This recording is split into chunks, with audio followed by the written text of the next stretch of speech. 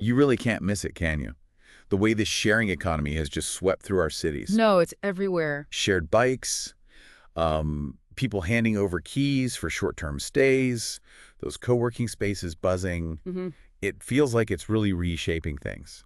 Absolutely. And the speed of it all. I mean, it's driven by tech, obviously, but also this fundamental shift, right, towards valuing access, not necessarily owning things. It's quite something. Okay, so let's unpack this, because for this deep dive, we've really gone through, well, a pile of research, haven't we? We have indeed. We've looked at academic papers, digging into the effects on urban commoning, housing markets. Airbnb gets a lot of focus there. Naturally. And then there's this big research roundup, pulling together studies on the big players like Uber, Airbnb, and just the general trends. Exactly. And the mission today really is to get past the headlines. We want to zero in on the recurring themes, the subjects that keep coming up again and again in this research. Just sort of finding the common threads. Precisely. To give you, the listener, a really solid, well-rounded picture of what the big debates are. The good, the bad, the whole complex picture. Oh, okay. So where do we start? There's a lot here. Well, I think starting with the basics makes sense. What is this thing? The definition. Right. At its core, it's this economic model based around, sharing, swapping, trading services, products. But the key now is the technology, these digital platforms, making it all happen between peers. That access over ownership idea, it really is central, isn't it? Using stuff that's just sitting around, basically. Your spare room, your car. Exactly that. Making underutilized assets productive. Your car sits idle most of the day. Well, here's a way to change that. But, and this is crucial, this is where one of the big recurring debates kicks in. Is this really about genuine sharing and, sustainable models? Or is it mainly about profit, and does it end up just disrupting traditional services? That's a really key tension, the motive behind it all. It is, because you have some things that feel genuinely collaborative, like maybe a local tool library, and then you have these massive platforms. They connect people, sure, but they're definitely profit-driven. Okay. And the sources we looked at bring up this term, digital matching firms. It helps pin down what these big platforms actually do. Digital matching firms. Okay. What are their characteristics then? Well, they're IT platforms, fundamentally, built for peer-to-peer transactions, often at a huge scale. They lean heavily on user ratings. That's the trust mechanism, right? Star system. Right. Exactly. And they usually offer flexible work. You set your hours, kind of. And really importantly, they depend on the providers using their own stuff, their car, their apartment, their tools. Right. And that specific model, well, it has big implications when you start talking about rules and regulation. Oh, absolutely. Which brings us smack into the next big theme, the regulatory challenge. It's this constant tug of war. Also. The sharing companies, they tend to push for self-regulation, minimal government interference. Their argument often is, hey, we're just a network. We connect people. We're not actually providing the taxi service or the hotel room. And that distinction, platform versus provider, that's legally huge for them, isn't it? Massive.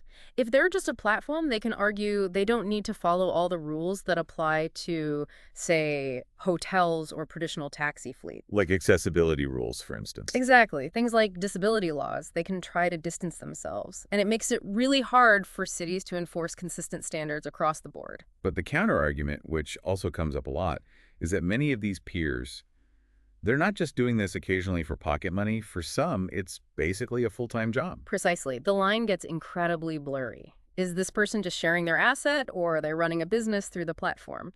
And if you apply different rules, you get what the research calls disparate impacts. Uneven playing field. Basically, yes. And you see cities all over the place struggling with this. We saw examples, right? New York City finding tons of illegal Airbnb listings. Berlin actually banning certain short-term rentals. Yep. Paris cracking down, Amsterdam trying to be more Airbnb friendly, whatever that means in practice, San Francisco trying to regulate and collect taxes.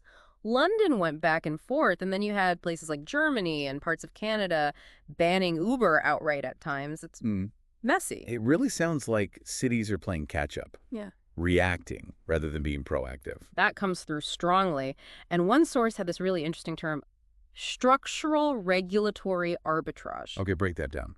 The idea is that the way these sharing platforms are designed, sophisticated tech, sophisticated actors, actually creates incentives to find and exploit loopholes in the existing rules. So it's not just individual companies pushing boundaries. It's like the system itself encourages it. That's the argument, that Yeah. the architecture makes regulatory evasion almost Yeah. efficient. Structural regulatory arbitrage. Yeah. That puts a different spin on it. It's systemic. Mm. And I guess that has huge effects on, well, people's jobs, labor markets.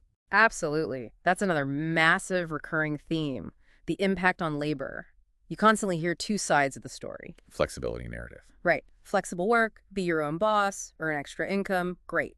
But then the other side, are we just displacing secure jobs with benefits for precarious, low-paid gigs? The whole gig economy debate.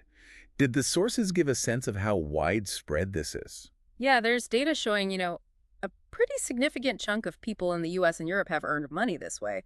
And COVID, of course, threw another massive curveball into how gig work functions. Initially, the pitch was all about benefits, wasn't it? Worker autonomy, consumer convenience, lower prices. And look, those benefits exist for some people, definitely. Some research even suggested platforms like Uber might bring more people into the workforce, maybe boost wages for certain jobs.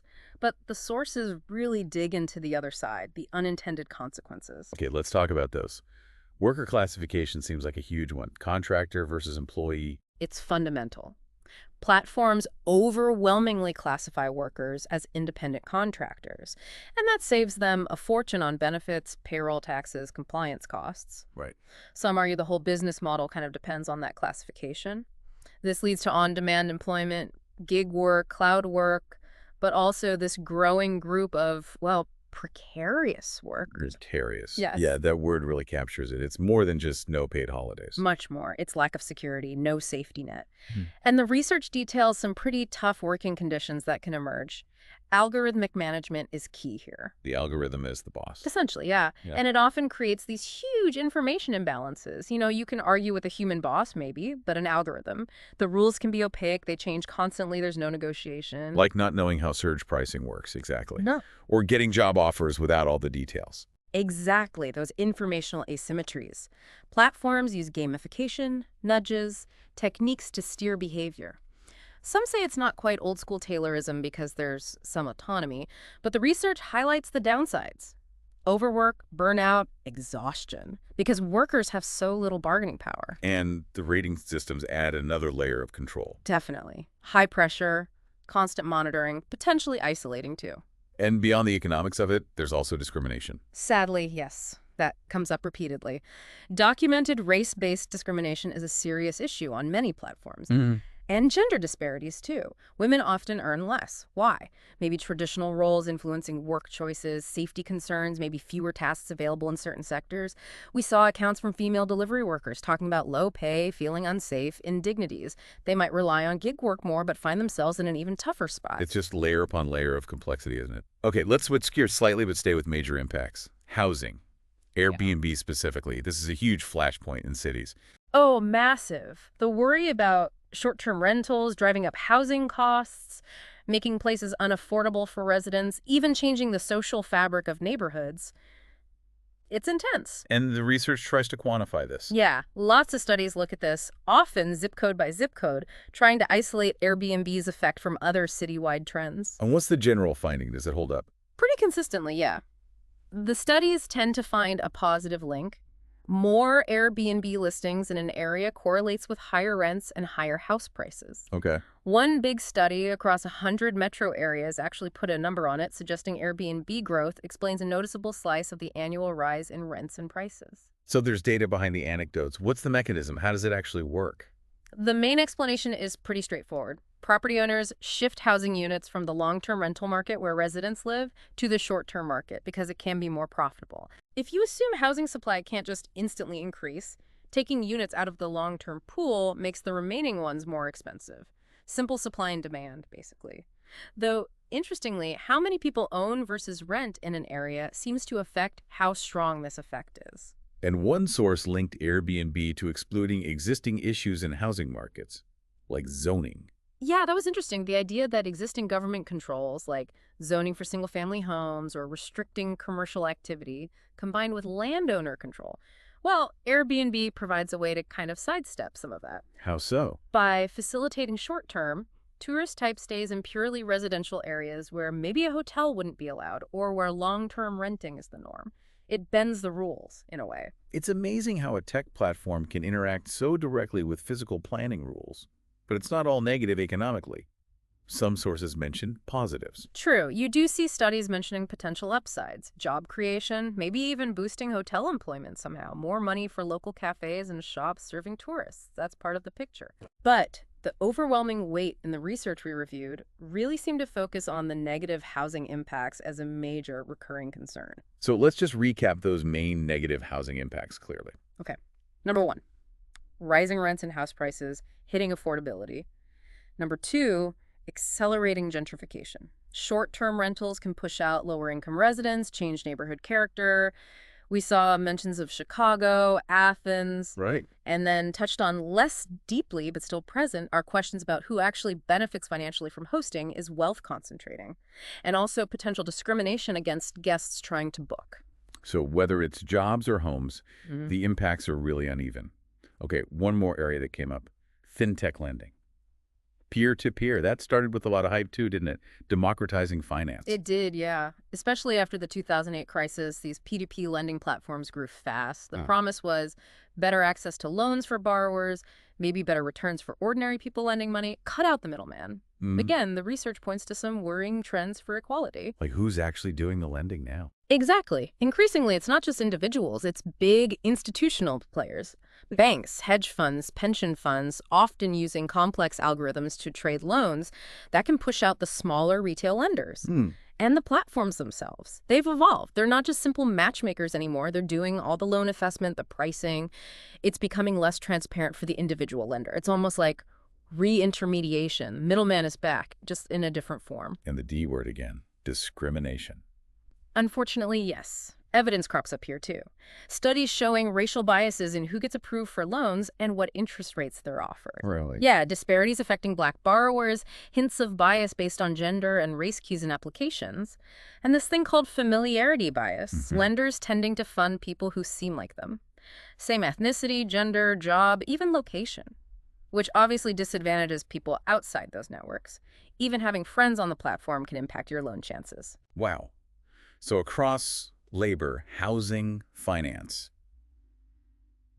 these platforms designed to connect peers seem to be hitting some serious bumps when it comes to fairness and equality, maybe even making things worse sometimes. That really feels like a core takeaway, synthesizing across the sources. 3 negative implications kept surfacing. Powerful players finding ways around regulations, discrimination happening without effective controls, and negative spillover effects onto traditional markets. And it often ties back to that structural regulatory arbitrage concept. These aren't just accidents, they might be features of the current system. Okay, so given all these recurring problems, what about solutions? Did the research offer ways forward? It definitely highlights the ongoing discussion. For the labor market, that whole debate around worker classification is central. Should gig workers be employees, domestic contractors, or is there a need for some kind of third way, like an independent worker category? What are the pros and cons there? Well, proponents say a third category could offer some protections while keeping flexibility. Critics worry it's a way to formalize fewer rights than full employees get. Others just argue for making it simpler. Classify more gig workers as employees, period. Expand that category. Makes sense. What about broader solutions beyond just labor? There's talk about the need for a social license, basically, an expectation that these platforms operate responsibly towards society, not just shareholders. And a really strong theme is resisting easy answers. The sources stress context matters. What works in one city might not work in another. No one-size-fits-all regulations. It needs local input, participation, echoing Eleanor Ostom's ideas about managing shared resources effectively. So it's incredibly complex to get the regulation right for something that touches so many different areas. Incredibly, it's this constant balancing act, isn't it? Fostering innovation versus managing the disruption, figuring out rules for a digital world, and crucially, trying to make sure the benefits don't just flow to a few, while the risks, inequality, displacement fall on the many. Okay, so wrapping up this deep dive, it's definitely not a simple story. The sharing economy, it's got huge potential, clearly, but also some really significant recurring downsides. And it's changing how we live, how we work. right here in our cities. Absolutely. It's a complex mix. And maybe the final thought for you, the listener, is this. Given everything we've talked about, the regulatory loopholes, the impact on jobs and housing, the discriminate of what role should regulation play, how do we actually guide this thing so its benefits are shared more fairly while we tackle those risks of inequality and people being pushed out? Yeah. It's worth thinking about those examples, Uber, Airbnb, P2P lending, and considering how those same dynamics might be playing out or could play out right where you live. Definitely food for thought. A lot to keep mulling over. Thanks. This was really insightful.